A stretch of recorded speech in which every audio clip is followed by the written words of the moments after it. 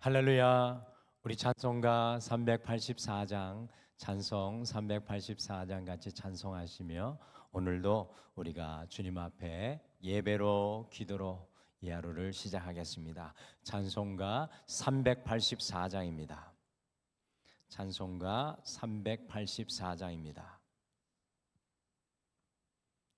나의 갈 길 다가도록 예수 인도하시니 내 주 안에 있는 긍휼 어찌 심하리요.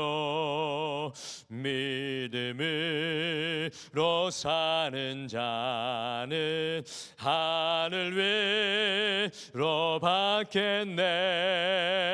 무슨 일을 만나든지 만사형통하리라. 무슨 일을 만나든지 만사형통하리라. 나의 갈 길 다가도록 예수 인도하시니 어려운 일 당한 때도 족하는 내 주시네.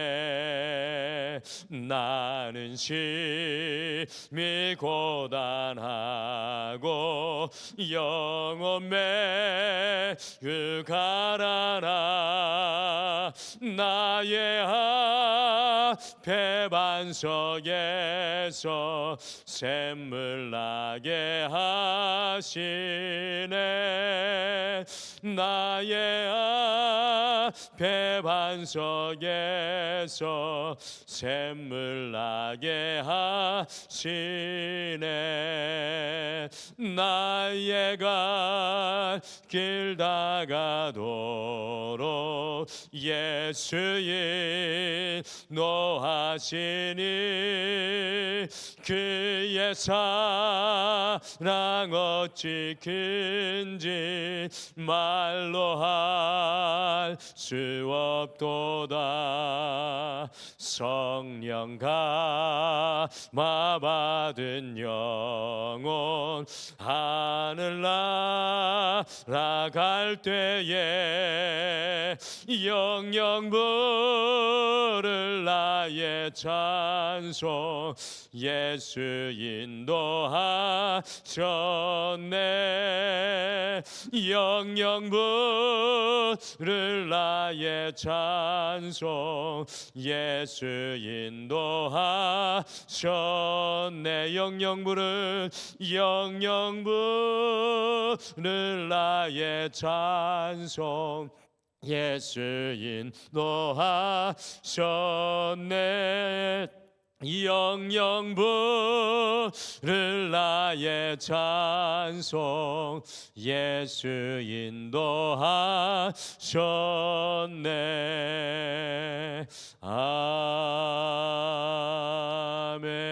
아멘. 우리 다 같이 기도하시겠습니다. 하나님 아버지, 우리의 인생길 다 가도록 주님께서 때로는 앞에서 때로는 옆에서 때로는 뒤에서 우리를 밀고 붙드시고 인도하여 가시는 줄 믿습니다.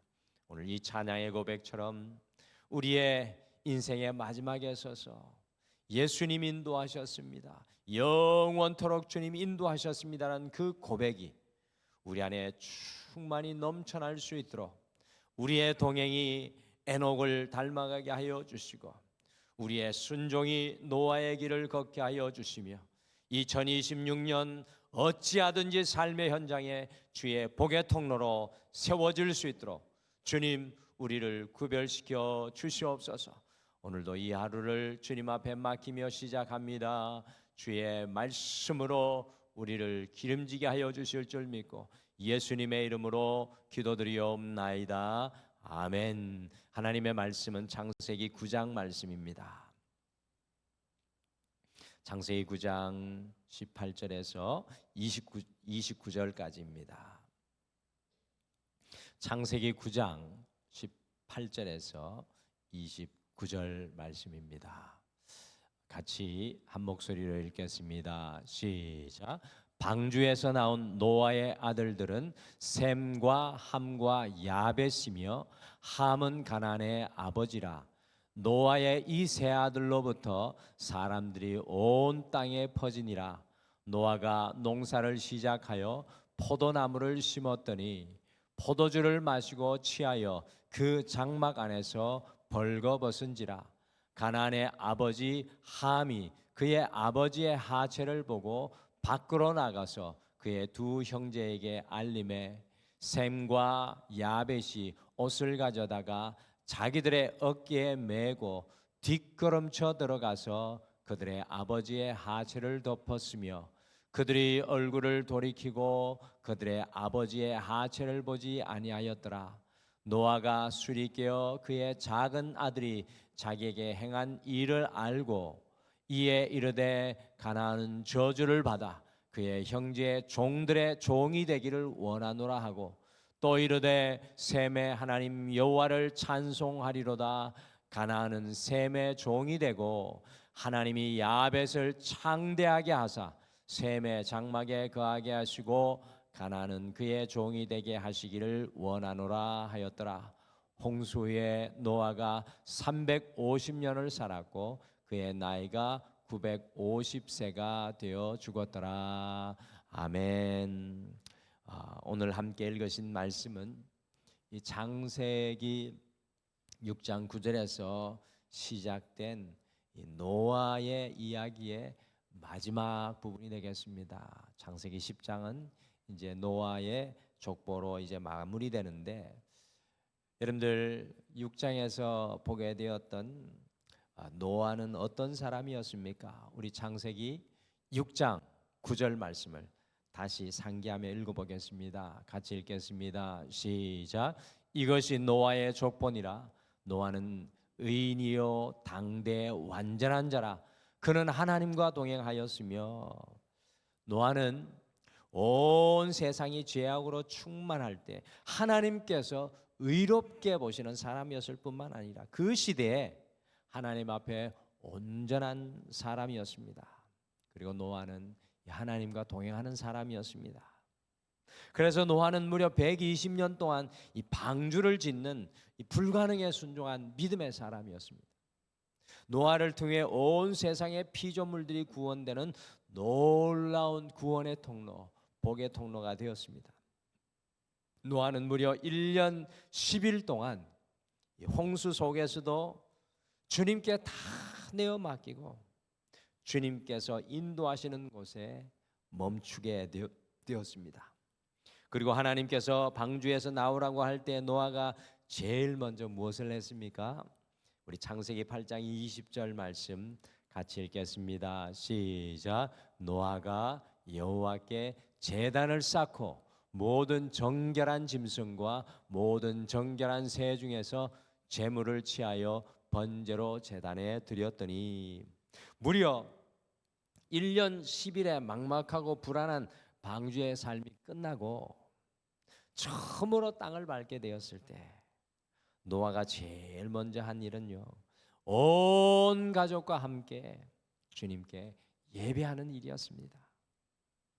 노아의 신앙과 삶이 얼마나 귀하고 여러분들 아름답습니까? 이런 노아를 보시면서 하나님께서 8장에 보시면 다시는 물로 세상을 심판하지 않을 것을 무지개 언약으로 무려 10번 가까이 확정하시면서 노아에게 약속해 주셨습니다. 그런데 놀랍게도요, 노아의 오늘 읽은 마지막 이야기 속에 우리는 인간의 한계를 발견하게 됩니다. 인간의 연약함을 발견하게 됩니다. 그렇게 당대의 의인이요 완전하며 하나님과 동행하였던 노아도 이 부끄러운 죄의 실수를 결국 저지르고 마는 것을 우리가 발견하게 되죠. 인간의 한계가 여실히 드러나고 있습니다. 저희 아버지가 어제 이제 좀 제가 아버님을 만나 뵙고 왔는데 이제 92세, 호적 나이 말고 진짜 연세는 이제 92세가 되셨는데, 가보니까 한 주, 2주 전부터 이제 치매 증상이 오셔가지고 자꾸 집을 이 추운데 나가시는 현상이 있어서 가보니까 이 어머니가 감당하기 불가능한 상황이 이제 돼가고 있구나. 그래서 인간의 한계가 이런 것이구나라는 것을 철저히 깨닫게 되었는데, 혹시 생각이 나시면 저희 아버지를 위해서 기도해 주시길 바랍니다. 또 치매도 또 갑자기 좋아질 수 있다고 하니까 참 인간은 늘 한계 앞에 있는 것 같아요. 우리는 완전한 것 같아도 얼마나 연약한 존재인지 알 수 없습니다. 홍수 심판이 다 끝나고 노아의 세 아들인 셈과 함과 야벳을 통해 사람들이 온 땅에 막 퍼져나가기 시작했습니다. 하나님이 재창조의 역사를 일으키면서 노아의 가정을 얼마나 축복합니까? 노아가 그때 농사를 짓기 시작하여서 포도나무를 심어서 수확을 풍성하게 얻게 되었습니다. 그 수확물을 가지고 포도주를 만들어서 한 가정의 제사장이었던 노아가 포도주를 취하도록 마시고는 대낮에 벌거벗고 잠이 들고 말았습니다. 근데 이게 어떻게 보면 간단한 일인 것 같지만 이 노아의 이 모습을 보여주는 것은 이 한 가정의 신앙의 모델이요 예배까지 인도하며 제사장 역할을 감당하였던 노아가 술에 취하여 대낮에 벌거벗고 누운 것은 그럴 수도 있는 일이 아니라 죄악된 일임을 오늘 창세기 9장에서는 여실히 보여주고 있습니다. 이 벌거벗었다는 표현은 아담과 하와가 하나님께 불순종하여 벌거벗은 것을 보고 수치로 느낀 것과 같이 하나님께 큰 수치스러운 죄를 범한 것을 우리에게 강조하여 보여주는 것입니다. 당대의 의인이며 완전한 자라고 생각한 노아에게도 여전히 인간의 한계가 발견되는 것을 봅니다. 그런데 오늘 우리는 노아의 한계를 발견하면서 여러분과 저의 자아상 또한 깨닫게 됩니다. 우리도 온전한 것 같지만 주님 앞에 한계가 분명함을 고백할 수밖에 없습니다. 우리도 아무리 주님께 의롭고 온전한 것 같이 행동할지라도 여러분과 저의 한계는 분명하다는 사실입니다. 우리도 여전히 자칫하면 죄악의 길로 빠져 흔들릴 수 있다는 사실입니다. 오늘 한계 속에 있는 노아를 통해서 저는 어떻게 한계를 넘어 주님과 변함없이 동행할 수 있을까, 그런 고민을 하는 말씀이 되었습니다. 그래서 오늘은요 한계를 넘어, 이 한계를 넘어라는 제목으로 노아를 통해서 어떻게 우리의 한계 속에서도 여전히 주님과 동행하며 걸어갈 수 있을지 주님의 말씀을 묵상하며 우리의 마음에 품고 우리가 함께 기도하는 소중한 시간이 되기를 소망합니다. 오늘 말씀해 보니까 우리의 한계를 넘기 위해 지속적인 주님의 은혜가 필요합니다. 이 지속적인 주님의 은혜, 변치 않는 주님의 은혜.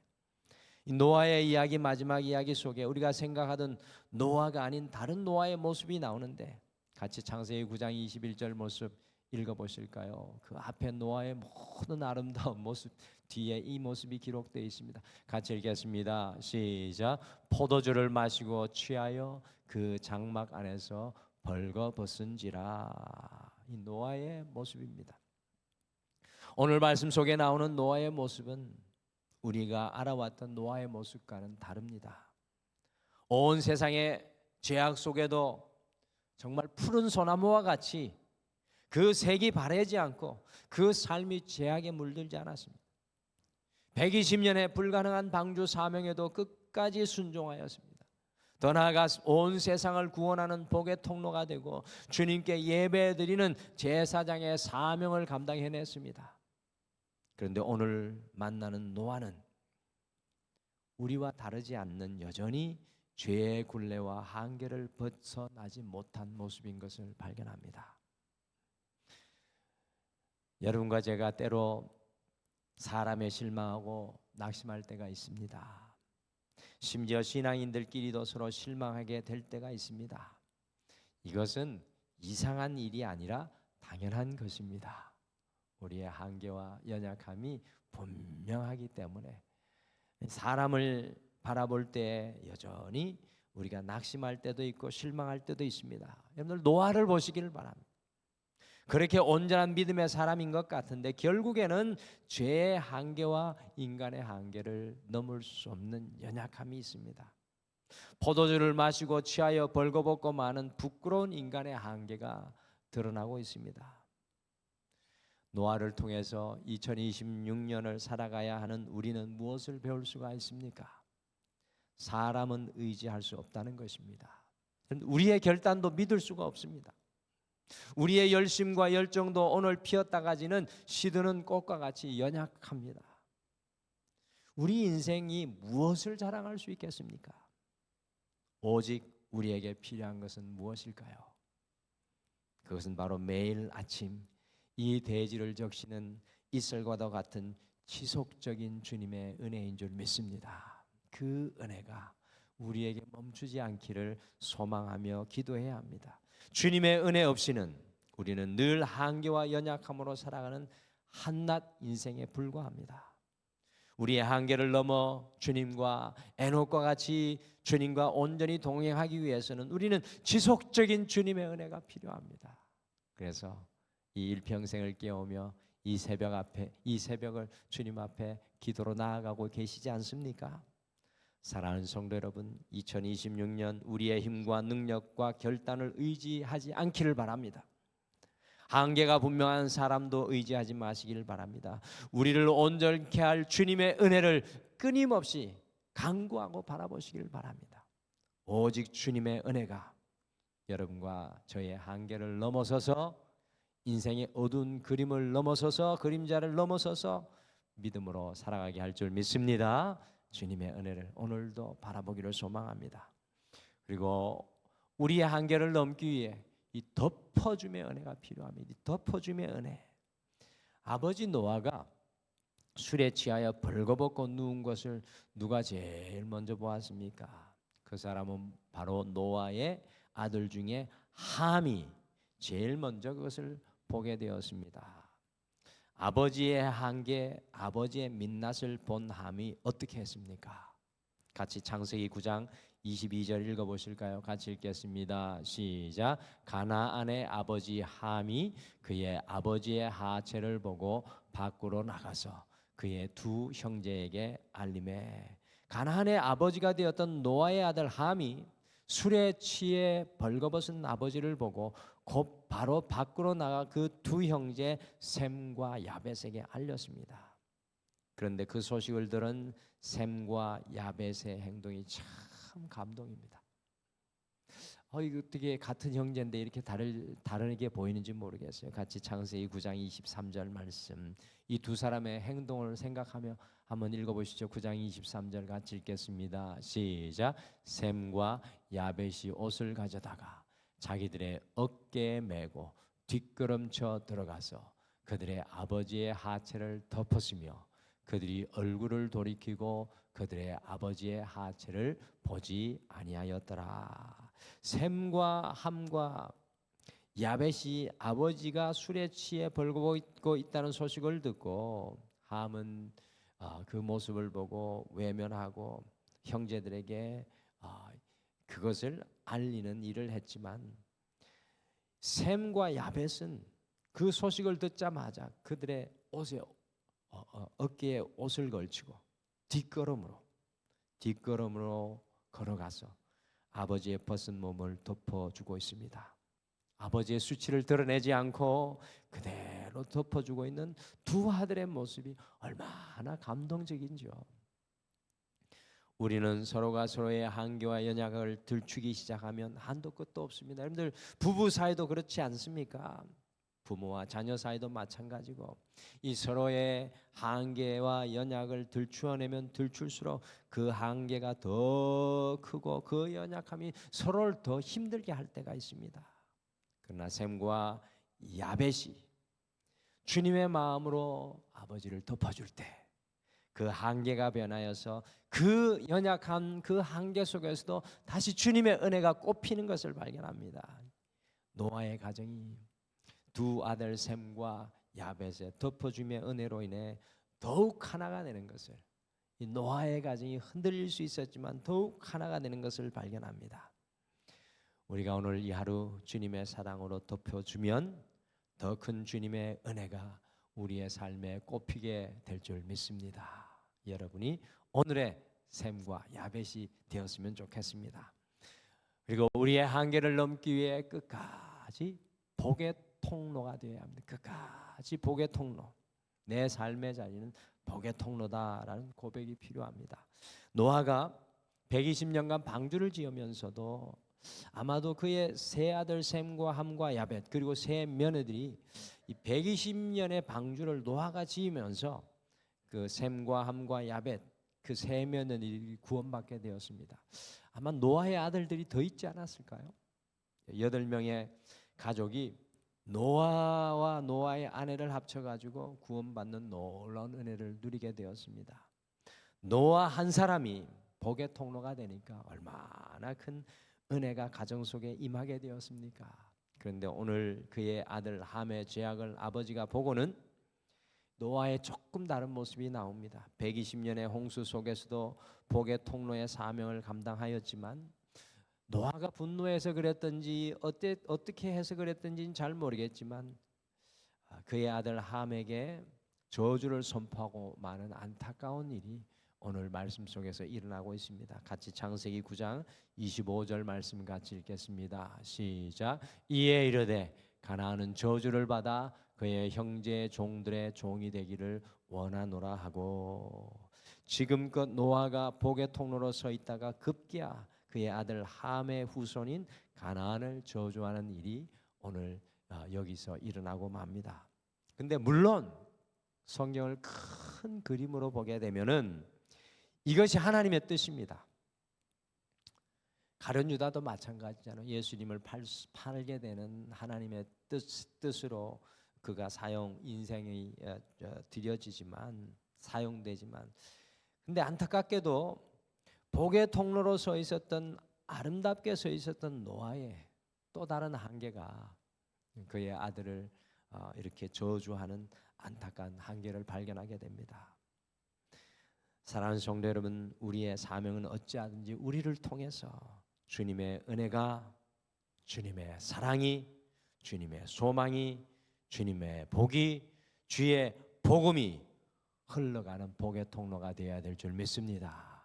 그래서 올해 우리가 복의 통로가 되게 하소서, 이거를 고백하며 나아가고 있는데, 여러분들 가정 속에서 내가 복의 통로가 되고, 그리고 교회 속에서 정말 우리가 복의 통로가 되고, 우리 등마루에 속해 있는 이 이웃들 속에서 주의 복음을 증가하는 등마루가 복의 통로가 될 수 있도록 우리가 지속적으로 우리를 통해서 주님의 은혜만 흘러갈 수 있도록 우리가 결단하며 나아갔으면 좋겠습니다. 노아의 자리에 서지 않고, 주님 제가 어떻게 하든지 간에 복의 통로가 되겠습니다. 내 호흡 다하는 순간까지 복의 통로가 되게 하여 주시옵소서.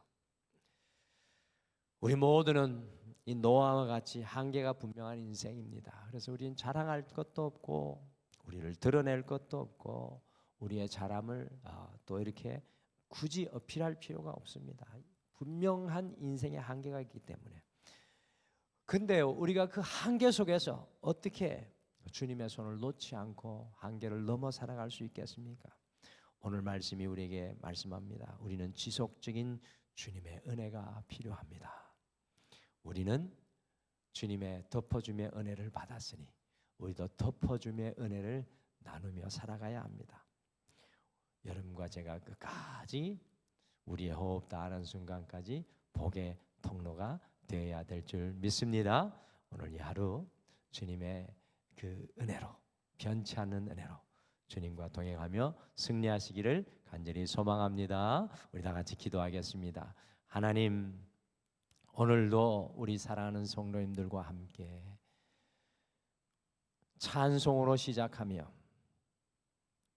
우리의 귀를 주의 말씀에 맞추며 우리의 눈을 주님의 시선에 두며 오늘 이 하루를 시작합니다.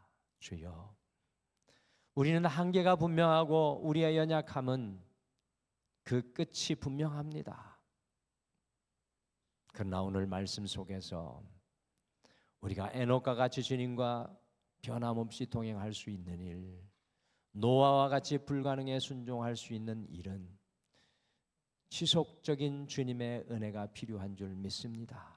오늘도 아침 이슬이 대지를 적시는 것과 같이 주님의 은혜가 사랑하는 성도님 한 분 한 분에게 충만히 내려지게 하여 주시옵소서. 주님 어찌하든지 우리가 가는 곳에 주님의 사랑의 덮어줌의 은혜의 역사가 일어나게 하여 주셔서 우리를 통하여 영혼이 살아나며 힘을 얻고 주님 앞에 새롭게 서는 역사가 일어나게 도와 주시옵소서. 주님이 2026년 우리의 입술과 우리의 말과 우리의 언어와 우리의 눈빛과 우리의 삶을 통해 오직 주님의 복의 통로가 되게 도와주시옵소서. 사랑의 통로가 되고 구원의 통로가 되고 또한 사역의 통로가 되고 예배의 통로가 되고 복음의 통로가 되게 하여 주셔서 우리가 가는 곳에 하나님의 은혜의 강물이 흘러가게 도와주시옵소서. 오늘도 주님 앞에 기도하는 모든 성도님들의 간구와 고백과 그 결단 위에 함께하여 주실 줄 믿고 예수님의 이름으로 기도드리옵나이다.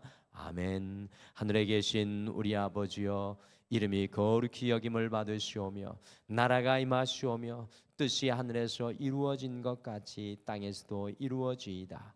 오늘 우리에게 일용할 양식을 주시옵고 우리가 우리에게 죄 지은 자를 사하여 준 것 같이 우리 죄를 사하여 주시옵고 우리를 시험에 들게 하지 마시옵고 다만 악에서 구하시옵소서. 나라와 권세와 영광이 아버지께 영원히 있사옵나이다. 아멘. 오늘 함께 기도하실 때 우리의 한계와 연약함 앞에 지속적인 은혜로 주님의 은혜로 살아가게 하옵소서라고 고백하겠습니다. 두 번째, 주님의 사랑에 덮어줌의 은혜를 누린 우리가 더욱 삶의 모든 현장에서 주님의 사랑으로 덮어주는 은혜를 나누고 베풀게 하옵소서. 그리고 2026년 표를 붙들고 주님, 내가 세워지는 복의 통로의 자리는 어디입니까?